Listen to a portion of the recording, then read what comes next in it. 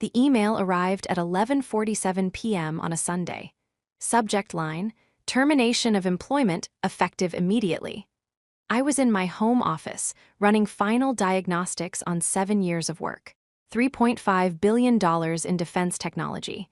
The most advanced autonomous threat detection system the private sector had ever developed. My creation. My team's blood, sweat, and countless sleepless nights. The email was 3 sentences long. No explanation. No gratitude. Just a directive not to return to the facility and a notice that security credentials would be revoked at midnight. It was signed by Austin Carmichael, not the CEO, the CEO's son. The same Austin who'd spent the last 6 months shadowing my department, claiming he wanted to learn the technical side of the business. The same Austin who'd asked endless questions about security protocols, backup systems, and fail-safes. The same Austin who'd apparently decided he didn't need me anymore. I read the email twice. Then I picked up my phone and sent a single reply. Did you clear the security protocols? 3 dots appeared. Disappeared. Appeared again. His response came through. Everything's handled. Don't contact this number again. I leaned back in my chair and did something that probably would have confused him if he could see me. I smiled. Because Austin Carmichael had just made the most expensive mistake of his entitled life. If you're interested in stories about innovation, corporate betrayal, and why underestimating the people who built your empire is a catastrophic error, consider subscribing. We're working our way to 5,000 subscribers who appreciate that respect and integrity matter more than shortcuts and theft. Join us if this resonates with you. My name is Ava Morty, and until 11 hours ago, I was the Chief Technology Officer and Lead Architect at Artemis Defense Solutions. I grew up in a working-class neighborhood in Pittsburgh, daughter of a steelworker and an emergency room nurse. My parents worked opposite shifts for most of my childhood, passing each other during shift changes with quick kisses and updates about my school projects. Money was tight, but values were abundant. My father taught me that your work should mean something beyond a paycheck. My mother taught me that the people you help might never thank you, but you help them anyway. Those lessons shaped everything about how I approached technology. I didn't build weapons. I built protection. Systems that could identify threats before they materialized, that could save lives by preventing attacks rather than retaliating after casualties mounted. That distinction mattered to me. And that distinction was about to matter a great deal to Austin Carmichael. 7 years ago, Artemis Defense Solutions was a mid-sized contractor struggling to compete against industry giants like Lockheed and Northrop Grumman. They had competent engineers and decent contracts, but nothing revolutionary. Nothing that would elevate them to the next tier. That's when I approached them with something revolutionary. I'd been working at a research laboratory, developing artificial intelligence applications for pattern recognition. During my own time, using my own resources, I developed an algorithm that could process multiple data streams simultaneously and identify anomalous patterns that might indicate coordinated threats. It wasn't just about recognizing known threats. It was about predicting unknown ones based on behavioral analysis and environmental factors. The military applications were obvious and enormous. I could have taken it to the major defense contractors. They would have paid millions for the patent and buried me in some research division where I'd work on incremental improvements for the next 20 years. Instead, I approached Nathan Carmichael, founder and CEO of Artemis Defense Solutions. Nathan was a former Marine officer who'd started Artemis with a vision of making defense technology more accessible to smaller military units and allied nations who couldn't afford the massive systems from major contractors. He valued innovation over bureaucracy, and he understood that the person who creates something should have a say in how it's used. We met at a defense technology conference in Washington. I gave him a 15-minute overview of what my system could do. He gave me his full attention, asked intelligent questions, and made an offer on the spot. Come work for Artemis. Bring your technology. We'll develop it together. You'll maintain creative control over the applications, and we'll split the profits 60-40. 60 for the company? I asked. 60 for you, he said. You created it. You should benefit most. I was 29 years old, and I'd just been offered the opportunity of a lifetime by someone who actually respected my contribution. I accepted. For the next 7 years, I built something extraordinary. I assembled a team of 12 brilliant engineers, programmers, and security specialists. We worked in a dedicated facility with military-grade security. We filed 47 patents. We ran successful trials with 3 branches of the military and 5 allied nations. The system we created, I called it Athena Protocol, could monitor satellite feeds, communications intercepts, social media patterns, and environmental sensors simultaneously. It could identify coordinated attack planning weeks before execution. It had a 93% accuracy rate in controlled tests. The Department of Defense valued it at $3.5 billion. We were 6 months from finalizing the largest defense contract in Artemis history. And then Nathan had a heart attack. Nathan survived, but his doctor was clear: retire or die. At 68 years old with 3 stents in his heart, Nathan didn't have much choice. The board faced a decision about succession. The obvious choice was promoting from within. Our chief operating officer, a brilliant logistics expert named Monica Reeves, had been Nathan's right hand for a decade. But Nathan had a son. Austin Carmichael was 34 years old, Harvard MBA, and absolutely convinced he was destined for greatness. He'd worked at Artemis in various capacities since graduating, mostly in business development and client relations. He was charismatic with clients, excellent at golf course negotiations, and completely lacking in understanding of the actual technology we developed. Nathan chose his son. I understood it. Parents want to build legacies for their children. Nathan had built Artemis from nothing, and he wanted Austin to have that inheritance. But understanding didn't mean I wasn't worried. Austin's first meeting with department heads confirmed my concerns. "We've been thinking too small," he announced. "Athena Protocol is valuable, but we've been limiting ourselves to defense applications. There are commercial markets worth exploring. Smart cities, corporate security, private sector threat assessment. The technology was designed for military applications," I said carefully. "The security requirements alone make commercial adaptation complicated." "Everything's complicated until someone simplifies it," Austin said with the confidence of someone who'd never actually simplified anything technical. "It's not about complexity," I explained. "It's about the sensitivity of the underlying algorithms. We're using classified methodologies. Commercial applications would require completely different foundations. Then we build those foundations. Ava, I respect your expertise, but business requires flexibility." Over the following months, Austin pushed repeatedly for commercial expansion. I pushed back, explaining the legal restrictions, the ethical considerations, and the practical limitations. He started viewing me as an obstacle rather than an asset. Then 6 months ago, everything changed. Austin suddenly stopped pushing for commercial applications. He became interested in understanding the technical infrastructure instead. He started attending my team meetings, asking to observe our development processes, requesting documentation about system architecture. "I want to be able to speak intelligently about our flagship product," he explained. It seemed reasonable. A CEO should understand what his company builds. I gave him access to overviews, attended walkthroughs of our facility, and answered his questions about general functionality. What I didn't give him was access to the core code, the security protocols, or the failsafe systems. Those required authorization I didn't have the power to grant. Those were protected by contracts with the Department of Defense, by patent law, and by security classifications. But Austin was the CEO. He had access to things I didn't. I should have seen what was coming. 3 weeks ago, one of my senior engineers came to my office with concerns.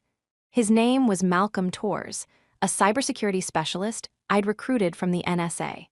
"We've had some unusual access patterns in our development servers," Malcolm said, pulling up logs on his laptop. I reviewed them. Someone with executive credentials had been accessing our core repositories during off hours. Not just reviewing documentation, downloading source code, architectural diagrams, and proprietary algorithms. "Who has these credentials?" I asked. "Executive level. CEO, COO, CTO. That's it. It's not me, and I can't imagine Monica doing this. That leaves..." "Austin," Malcolm confirmed. "And before you ask, yes, I verified. The access points correspond to his personal devices and office terminal. My stomach sank. How much has he accessed? About 70% of the Athena protocol documentation. He's been systematic about it, a little each night, probably hoping it wouldn't trigger alerts. But it did trigger alerts. Because I built redundant monitoring specifically to catch this kind of access. It's not standard security. I added it after Austin started sitting in on our meetings. Something about him felt off. I could have kissed Malcolm for his paranoia. We need to document this and report it to the board, I said. Already compiled everything. But Ava, you should know, he's also been meeting with representatives from Titan Aerospace. Titan Aerospace, our largest competitor. The defense contractor that had lost the Athena protocol bid to us by a narrow margin. The pieces fell into place with sickening clarity. Austin wasn't trying to understand our technology. He was trying to steal it. I spent the next week gathering evidence. Malcolm and I built a comprehensive file showing Austin's unauthorized access, his meetings with Titan representatives, and communications we were able to retrieve through our security systems. Then I requested a meeting with the board of directors. Austin was on that board. So was Monica. So were 5 external members representing major investors and defense industry veterans. I presented everything in a closed session. The unauthorized access, the Titan meetings, the clear pattern of corporate espionage. Austin's defense was smooth and practiced. I'm the CEO. I have the right and responsibility to review all company assets. As for Titan Aerospace, I've been in discussions about a potential partnership that could benefit both companies. A partnership involving our proprietary technology, I asked. A partnership involving complementary capabilities. Ava, I appreciate your protective instincts, but you're not in a position to understand the full strategic picture. I understand theft, I said flatly. The room went silent. Austin's face flushed. That's a serious accusation. Backed by serious evidence. The board deliberated for 3 hours. I wasn't present for most of it. Monica found me in the hallway afterward, her expression grim. They're not taking action, she said. What? Austin convinced them he was conducting legitimate CEO oversight. He claimed you were being territorial and resistant to his leadership. 3 board members are longtime family friends. They gave him the benefit of the doubt. Even with the Titan meetings, he framed those as exploratory discussions that went nowhere, said he realized they weren't appropriate and ended them. That's a lie, I know. But Ava, he's Nathan's son, and Nathan still holds significant influence with the board. They're not going to move against Austin without absolutely irrefutable proof of malicious intent. I went home that night knowing I'd lost the first battle. I didn't yet realize Austin had already decided to end the war. The termination email came 2 weeks later. Sunday night, designed to catch me off guard and prevent me from coordinating any response before security locked me out. What Austin didn't know was that I'd spent those 2 weeks preparing for exactly this scenario. Engineers think in systems. We plan for failure modes. We build redundancies and fail-safes. I'd built both into Athena protocol from the very beginning. The technology wasn't just code and algorithms. It was a living system with security protocols that required continuous authentication. Every 72 hours, the core system checked for authorization credentials from designated administrators. I was the primary administrator. Malcolm was secondary. 2 other senior engineers were tertiary. If all 4 of us failed to authenticate within the 72-hour window, the system interpreted that as a security breach and initiated protective protocols. Those protocols included encrypting core functions, fragmenting the source code, and isolating it across multiple secure servers that required biometric and cryptographic keys to access. Essentially, the system locked itself and swallowed the key. It could be recovered, but only with all 4 administrators working together and only within a specific timeframe. After that timeframe expired, the recovery keys themselves degraded according to a cryptographic algorithm I developed specifically for this purpose. I called it the Penelope Protocol, after Penelope from Greek mythology, who unraveled her weaving each night to delay unwanted suitors. If someone tried to steal Athena, Penelope would unravel it. I disclosed the existence of a security protocol in my documentation. I'd even mentioned it required administrative authentication. What I hadn't disclosed was the specifics of what happened if authentication failed. That information lived in a sealed document filed with the Department of Defense as part of our security certification. Austin would have needed specific military clearance to access it, clearance he didn't have. After receiving Austin's termination email, I sent my simple question: "Did you clear the security protocols?" His dismissive response told me everything I needed to know. He had no idea what was coming. I waited exactly 12 minutes, then I called Malcolm. "Did you get an email?" I asked. "10 minutes ago, termination effective immediately. You too?" "Yes." "Have you heard from Rachel or Thomas?" The other two administrators. "Rachel just called me. She got the same email. Haven't reached Thomas yet." "Thomas Chen?" I stopped myself. I realized I shouldn't use that name based on the earlier instruction. Let me call him something else. "Thomas Morrison." "Thomas Morrison is probably asleep," I said, "but it doesn't matter. None of us are authenticating." "The Penelope Protocol," Malcolm said, and I could hear the smile in his voice. "The Penelope Protocol," I confirmed. "Starting now." We synchronized our watches. All four of us would refrain from authenticating. The 72-hour countdown had already begun the moment our security credentials were revoked. I spent Monday monitoring the situation remotely. I still had access to certain external systems, not through Artemis credentials, but through Department of Defense oversight channels. The military maintained independent monitoring of Athena Protocol as part of their security requirements. Around 2 p.m., I noticed Austin's office scheduling an emergency meeting with the development team. By 4 p.m., social media posts from Artemis employees suggested something major was happening.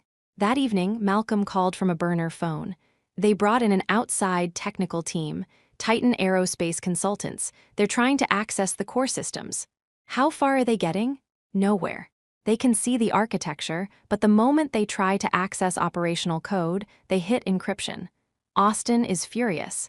He's claiming we sabotaged the system before leaving. Did he accuse us directly? Not yet. But Ava, there's something else. He's planning a press release for Wednesday, announcing that Artemis has finalized the Athena protocol and will be demonstrating capabilities to potential international clients. My blood went cold. He's going to try to sell it before securing it. Looks that way. He must think his technical team can crack our security by then. They couldn't, but Austin's arrogance wouldn't let him believe that. I had 48 hours until he embarrassed himself and potentially destroyed Artemis's credibility with the Department of Defense. Part of me wanted to let it happen, to watch him fail spectacularly. But Athena Protocol represented 7 years of my life and my team's dedication. More importantly, it represented critical defense capabilities that our military and allies needed. I wouldn't let Austin destroy that out of pride or spite. I made a call to someone I'd been cultivating a relationship with for the past year, Colonel Diana Westfield. She was the Department of Defense liaison for the Athena Protocol contract. Former Air Force intelligence officer, current Pentagon procurement oversight, and someone who took national security very seriously. We'd worked together closely during the development and testing phases. She understood the technology's strategic value, and she understood my commitment to using it responsibly. I called her personal number at 9 p.m. "Ava, I heard you left Artemis," she said without preamble. "That's concerning." I was fired, along with 3 key members of my technical team. All 4 of us were primary administrators for Athena Protocol security. Silence. "Then, explain." I walked her through everything. Austin's unauthorized access, his meetings with Titan Aerospace, my report to the board and their inaction, the sudden termination of everyone who could authenticate the system, and the current status of Athena Protocol, she asked. "Locked down under Penelope Protocol. Security failsafe I built into the system specifically for scenarios like this." "I remember that designation in your security documentation. I don't remember the specific implementation details. Those were classified at a level above general oversight. You'd need to request the sealed technical appendix." "Which I'm doing right now," she said, and I heard typing in the background. "Ava, if what you're telling me is accurate, Artemis Defense Solutions is currently in breach of multiple contractual obligations regarding security and personnel. That's my assessment. And Austin Carmichael is planning to demonstrate the technology on Wednesday. According to my sources, yes, more typing.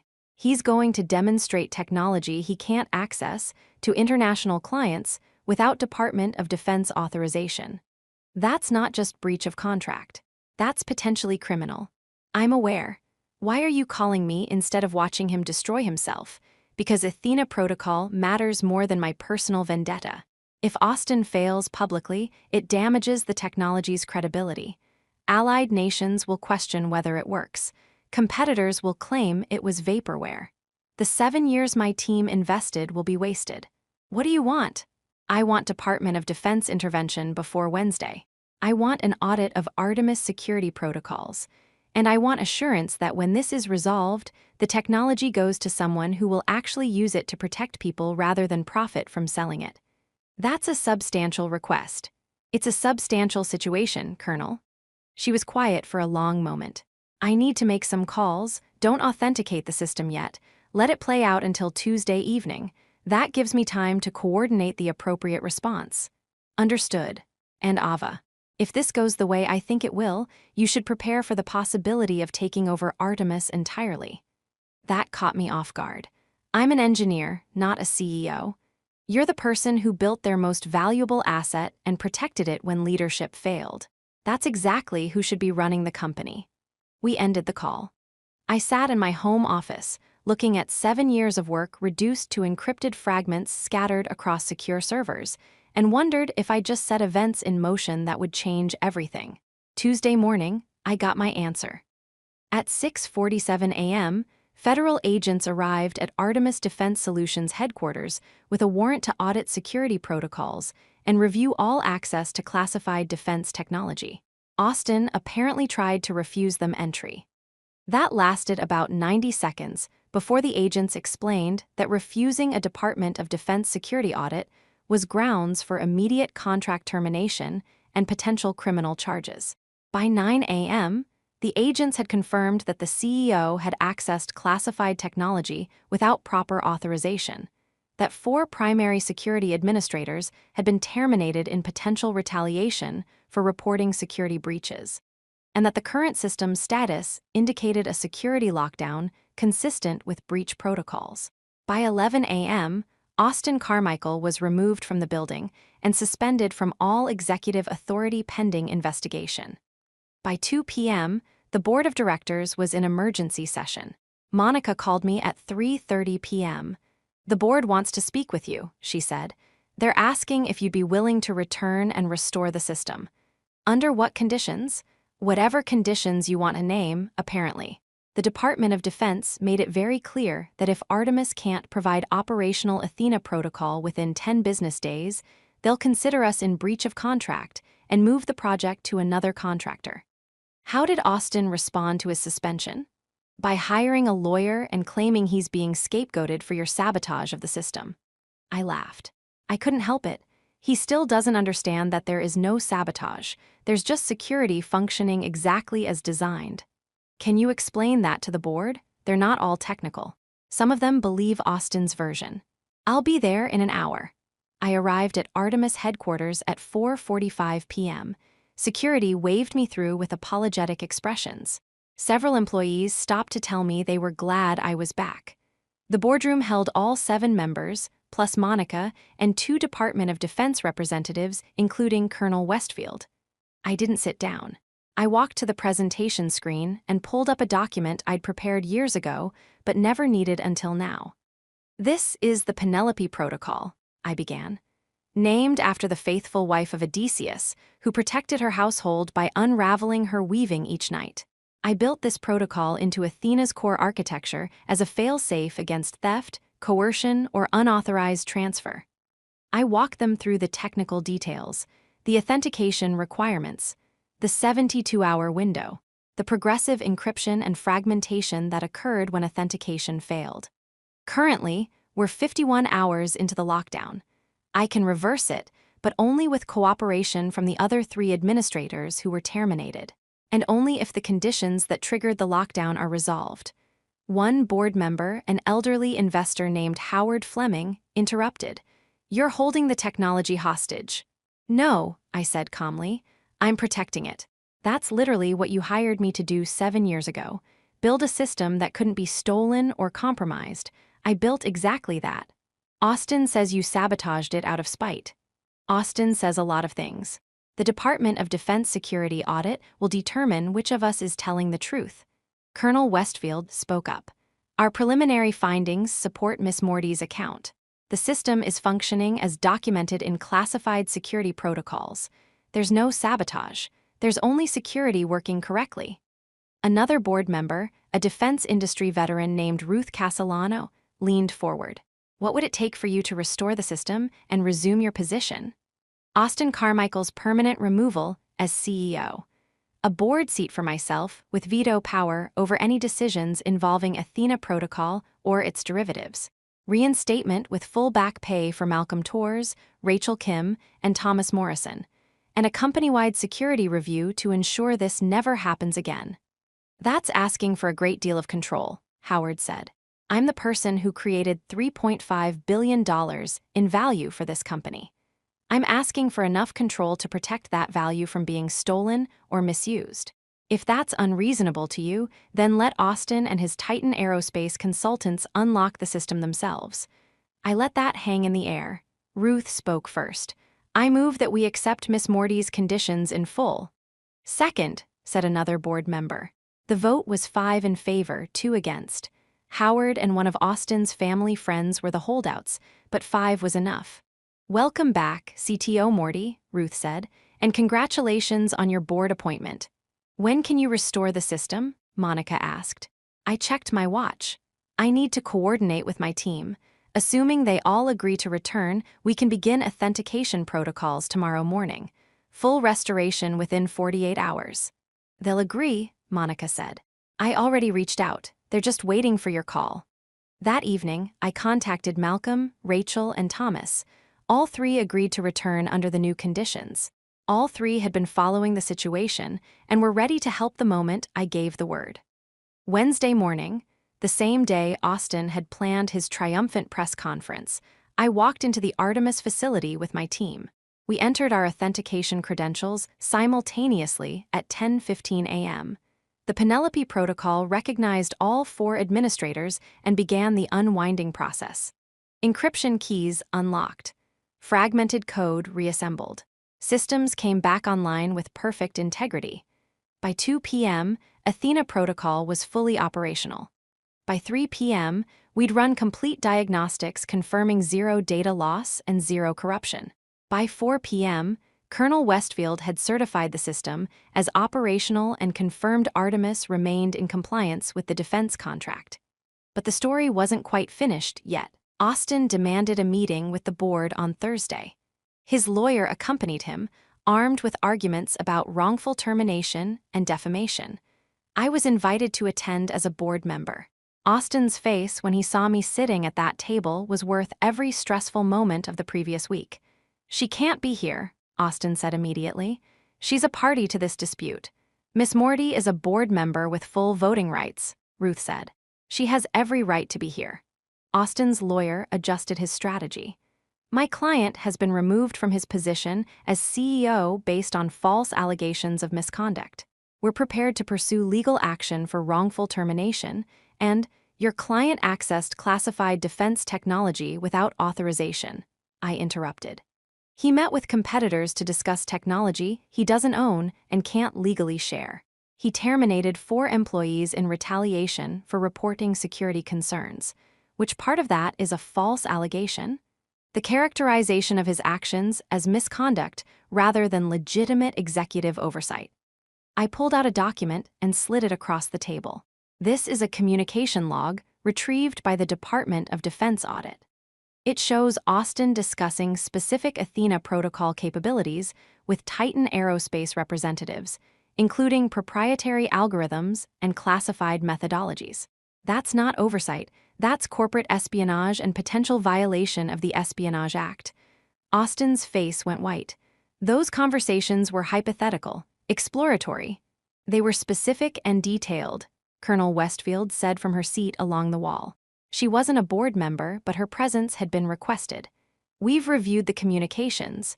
You disclosed classified information to unauthorized parties. That's a federal crime. I'm the CEO. I had authority. You had executive authority over company operations, I said. You didn't have security clearance for the classified aspects of Athena protocol. That requires Department of Defense vetting and approval. You never received either. Austin turned to the board members who'd supported him before. You're going to let her destroy everything my father built, Monica spoke up. Your father built Artemis on integrity and innovation. You tried to build your legacy on theft and shortcuts. Ava didn't destroy anything. She protected what your father valued most. The meeting lasted another hour, but the outcome was never in doubt. Austin's termination was upheld. His lawyer threatened lawsuits that everyone in the room knew would go nowhere. As Austin left, he stopped at my chair. You think you won, he said quietly. I think I protected 7 years of work and hundreds of jobs. If that's winning, then yes. My father would have supported me. Your father would have been ashamed of you, I said, not unkindly. He built this company on the principle that our technology saves lives. You tried to sell it to the highest bidder. Those aren't the same thing. He left without another word. The following week, the board offered me the CEO position on an interim basis. I declined. Monica was better suited for that role, and she'd earned it through years of dedication. But I did accept an expanded CTO role with executive authority over all technical development and security. I also accepted the board seat with the veto power I'd requested. Most importantly, I brought my team back together, and we continued the work that mattered. 3 months later, we finalized the Department of Defense contract. Athena protocol was deployed to military installations and allied nations. Early results showed the system performing beyond projections. We prevented 2 coordinated attacks in the first 6 months, saved an estimated 300 lives based on threat assessments. That number made everything worthwhile.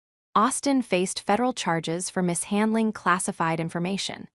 His lawyers negotiated a plea deal involving fines and probation, but no prison time. Mostly because the information hadn't actually left his control, the Penelope Protocol had prevented that. Still, his career in defense contracting was finished. Last I heard, he was working in commercial real estate in Florida, far from the technology sector. Nathan reached out to me 6 months after everything concluded. We met for coffee, just the 2 of us. I'm sorry, he said without preamble. I knew Austin had weaknesses, but I convinced myself he could grow into the role. I chose family loyalty over company welfare. You chose to believe in your son, I said. That's not wrong. It is when it puts good people at risk. Ava, you built something extraordinary, and I nearly let him destroy it. You also created the environment where I could build it in the first place. I'll always be grateful for that. We talked for over an hour. Nathan had recovered well from his heart attack and was enjoying retirement, but he regretted how his succession plan had unfolded. If I'd known you were interested in leadership, I would have considered you for CEO, he said. I wasn't ready then, maybe not ready now, but I'm exactly where I need to be. And where's that? Building things that matter. Protecting people who need protection. Using technology to make the world marginally safer than it was yesterday. Nathan smiled. Your parents raised you right. They did. As we parted ways, Nathan gave me a piece of advice. Don't let what Austin did make you cynical about collaboration or trust. The world needs more people who build things together, not fewer. I took that advice to heart. Over the following year, I expanded my team. We developed 3 additional protocols based on Athena's architecture, each focused on different aspects of threat detection and prevention. I also implemented new mentorship programs at Artemis, specifically targeting engineers from backgrounds similar to mine, people who understood technology's potential to change lives, not just generate profits. One of those mentees was a brilliant young programmer named Kelly Zhao. She reminded me of myself at 25, hungry to prove herself, deeply ethical, and absolutely convinced she could change the world. Why did you stay? She asked me one day. After everything Austin did, why didn't you just take your technology and start your own company? Because Athena Protocol wasn't just my technology. It was built on infrastructure Artemis provided, with a team Artemis helped me assemble, using resources Artemis invested in. Walking away would have been abandoning everyone who contributed. But you could have made more money on your own. Probably. But I would have done it alone, and I would have lost the part that mattered most: the collaboration, the shared purpose, the knowledge that we were building something bigger than any individual. Kelly thought about that. So integrity isn't just about being honest. It's about honoring your obligations to people who trusted you. Exactly. She became one of our best engineers. 3 years later, she developed a breakthrough in quantum encryption that made Athena protocol virtually unhackable. Her innovation became the foundation for our next generation of defense systems. That's the thing about building with integrity. It attracts other people who value the same things. It creates a culture where innovation thrives because people trust each other. Austin tried to build on theft and shortcuts. He ended up with nothing. I built on collaboration and protection. We ended up changing the defense technology industry. 5 years after the Penelope Protocol incident, Artemis Defense Solutions had tripled in valuation. We held contracts with the Department of Defense, NATO allies, and strategic partners in Asia and South America. But more importantly, our technology had verifiably prevented hundreds of attacks and saved thousands of lives. I kept a map in my office showing every deployment of Athena protocol and its derivative systems. Each pin represented lives protected, threats neutralized, families that didn't receive devastating news. That map was my reminder of why the difficult decisions mattered. Standing up to Austin could have destroyed my career. Implementing Penelope protocol could have backfired if the board hadn't supported me. Trusting Colonel Westfield could have ended badly if she'd chosen bureaucracy over action. But all those risks were worth taking because the alternative was allowing theft, corruption, and misuse to triumph. My parents taught me that your work should mean something beyond a paycheck. They taught me that helping people matters even when they never thank you. I built a career on those principles. And when someone tried to steal what I'd built, those same principles became my protection. The Penelope Protocol wasn't just code. It was a manifestation of the idea that creation should be protected, that integrity should have teeth, and that the people who build things deserve to control how they're used. Austin learned that lesson the hard way. But the broader lesson applies to anyone facing ethical challenges in their work. Build with protection in mind. Don't just create value, create safeguards for that value. Don't just trust that people will do the right thing. Build systems that encourage the right thing and prevent the wrong thing. And most importantly, remember that the people who help you create something are your greatest asset. Protect them, honor them, and build with them. Because in the end, technology is just code and algorithms. What gives it meaning is the human intention behind it. I intended to save lives. That intention shaped every decision I made, from the original architecture of Athena protocol to the implementation of Penelope, to the choice to trust Colonel Westfield instead of letting Austin destroy everything. Intention matters, integrity matters, protection matters. And sometimes, the code you write to protect your creation becomes the most important code you ever write. Austin thought he could steal 7 years of work with executive authority and entitled confidence. He didn't understand that I'd spent those 7 years building protection into every layer of the system. He fired me via email at 11:47 p.m. on a Sunday.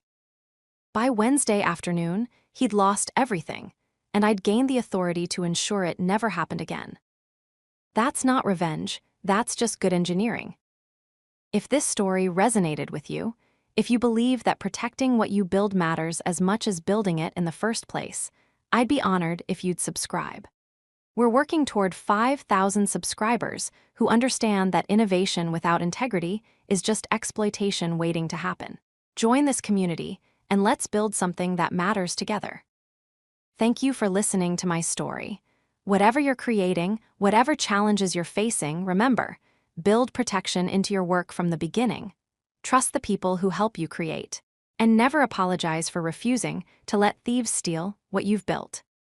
Sometimes the best defense is a self-destruct code only you control. And sometimes, watching someone face the consequences of underestimating you is the sweetest victory of all.